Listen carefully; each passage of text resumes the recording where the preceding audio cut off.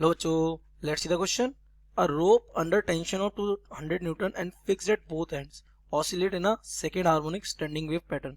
The displacement of the rope is given by y is equals to 0.10 meter sin pi x by 2 and sin 12 pi t, where x equals to 0 and of the rope x is in meter and t is in second. What are, यानी आपसे पूछा गया इस वाले question में, if the rope oscillate in the third harmonic, कौन सा harmonic move कर रही है, थर्ड में, standing wave pattern, what will be the period of oscillation? So let's see the key concept of this question.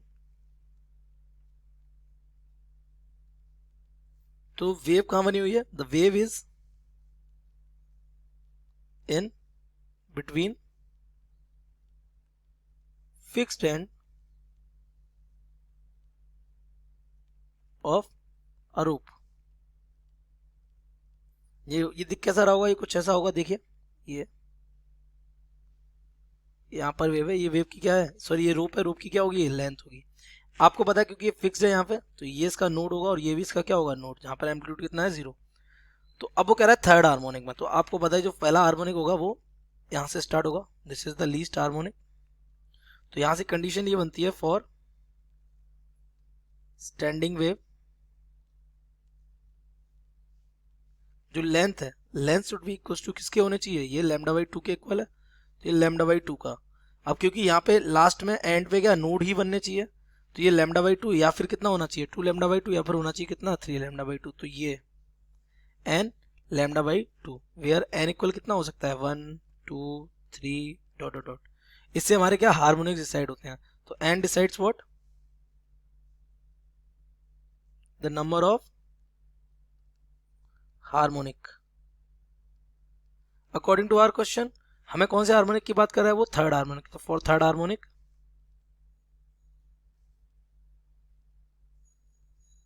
N equal कितना हो जाएगा हमारा, 3 हो जाएगा. तो अगर इस इक्वेशन को अगर ध्यान से देखो तो यहाँ से लैम्डा क्या आ जाएगा, lambda will be equal to 2l upon n हो जाएगा. आपसे पूछ क्या रहा है, टाइम पीरियड है ना, पीरियड ऑफ ऑसिलेशन. तो पीरियड ऑफ ऑसिलेशन के लिए अगर हम यहाँ पे टाइम से दोनों तरफ डिवाइड कर दें, तो dividing by time period capital T, तो यहाँ से हो जाएगा lambda by capital T equals to, ये हो जाएगा 2l अपॉन एन, और यहाँ आ जाएगा 1 अपॉन टी. ये लैम्डा अपॉन टी क्या हो जाएगा, स्पीड ऑफ वेव, जो कि हमने कैलकुलेट की थी 24 मीटर पर सेकेंड थी ये, और ये हमारा हो जाएगा 2l upon N 1 by T. तो यहाँ से टी इक्वल क्या हो जाएगा, 1 अपॉन एन और 2l अपॉन वी, सिंपली यही हो जाएगा हमारा. ठीक है, तो आपको चाहिए ये टाइम पीरियड चाहिए किसके लिए, फॉर थर्ड हार्मोनिक. तो for third harmonic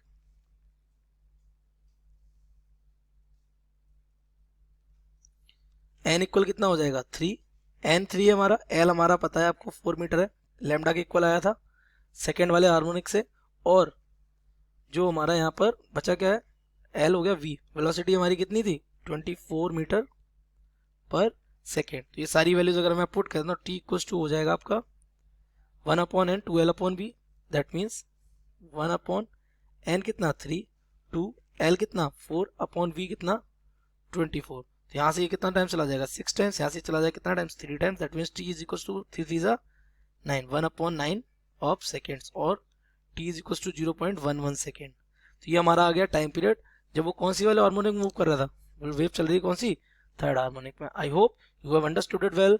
best of luck.